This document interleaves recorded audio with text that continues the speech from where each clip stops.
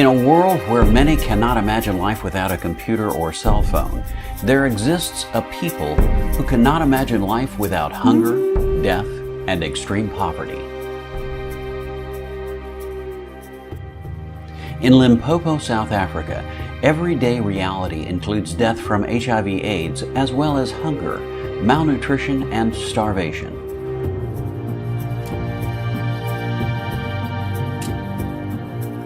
In 2009, it was estimated that 5.6 million people in South Africa were living with HIV/AIDS. Amidst the darkness and helplessness, however, there is a desire from deep within the people of Limpopo to know the unconditional love of God. The Sisters of Bon Secours answer this call every day, committed to bringing the healing power of God to the suffering and to cry out against injustice and all that diminishes life on earth. Their mission in Limpopo began in June of 2008, when 4 Sisters of Bon Secours, Sister Mary Limi, Sister Martina Mulcahy, Sister Nora Jimenez, and Sister Rosa Sanchez came to live in Limpopo, South Africa. Sister Mary Limi, a physician in Limpopo, reflects, "The very ill patients have a pleading look in their eyes, hoping that the Romans, as they call us Catholics, can cure them. The response from my heart is to touch them as Jesus touched the outcasts of his time. I examine them gently and prescribe for them as best I can and pray that Jesus' healing will come to them through my hands." In 2010, Bon Secours sisters Vicky Segura, physician, and Elaine Davia, nurse practitioner of the United States, traveled half a world away to spend several months in Limpopo assisting in the congregation's healing ministry there. This is their story. As a physician, it really meant ministering to patients with HIV and AIDS, meaning taking care of the disease when they get diagnosed with HIV and AIDS, and also making sure that they're getting their medications, making sure that they go through lab tests to follow up on what's going on, and also make sure that they get some counseling. I saw a 5-year-old child who I thought will be dead in the next 3 weeks. When she came back, she was okay. She was smiling, she was very active, she had her picture taken. HIV/AIDS has had a devastating effect on South Africa. Today, there are an estimated 1.9 million AIDS orphans living there. Another one of the goals of South Africa is the care of what they call the orphans. And the definition in South Africa of orphan is any child who has lost one or both parents to AIDS. And it's anticipated that by the end of 2010, there's going to be 20 million children in South Africa who are considered orphans. And now the government has a really good program. Any child that's an orphan, the government has money that's allotted to be given to families that take that child in as an orphan.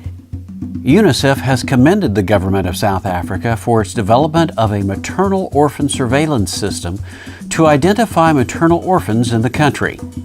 South Africa has a disproportionate number of orphans. 25% of the children in South Africa have lost one or both parents. This surveillance system has made it possible to ascertain whether the children are benefiting from any social grants. This means that appropriate protection services can be targeted to reach the children.